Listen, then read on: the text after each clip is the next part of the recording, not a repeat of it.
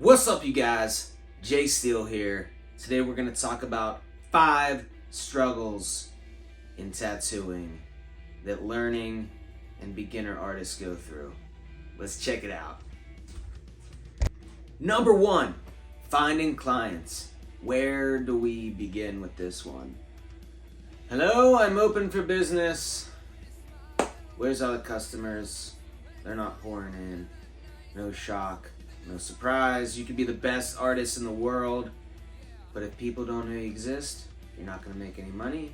And if you don't make any money, you're not going to be able to dump it back into your artwork and make it even better. So, where do we begin? Posts on social media. Facebook, Instagram, Twitter, Reddit, all the other ones.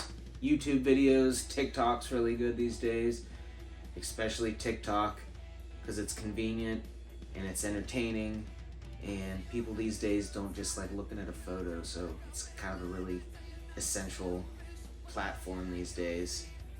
Same with Instagram. You don't just want to be posting your photos, you want to be making reels, you want to be making some YouTube shorts.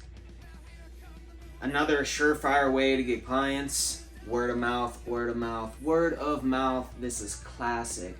Tell your mom, tell your doctor, tell your therapist, tell your breeder for your pets, tell everyone you know that you now do tattoos, and you're gonna hook them up because you're just starting and you're trying to build a clientele. Brilliant. We're gonna go number 2. An early struggle of mine was learning to tattoo all of the areas on the body efficiently.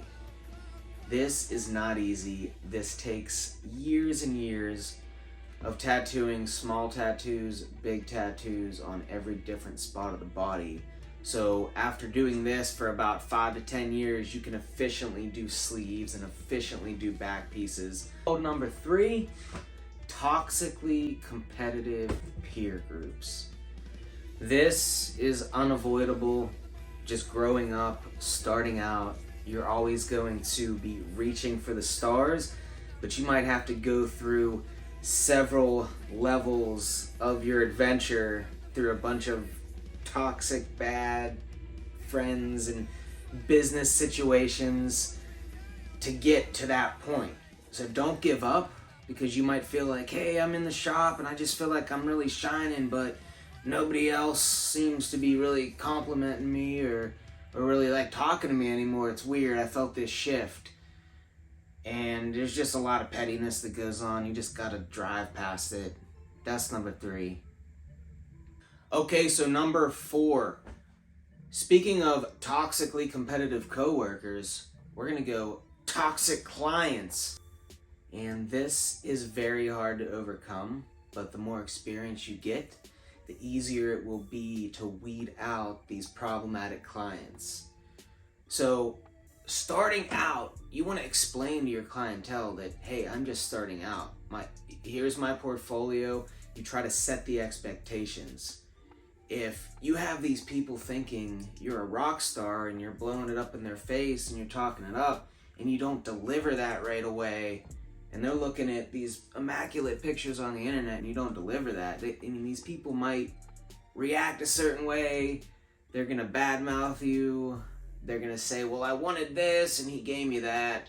So if you can sense that somebody's going to be a problem off the bat, the easiest thing to do is just, hey, I might not be the artist for you in the most kind way.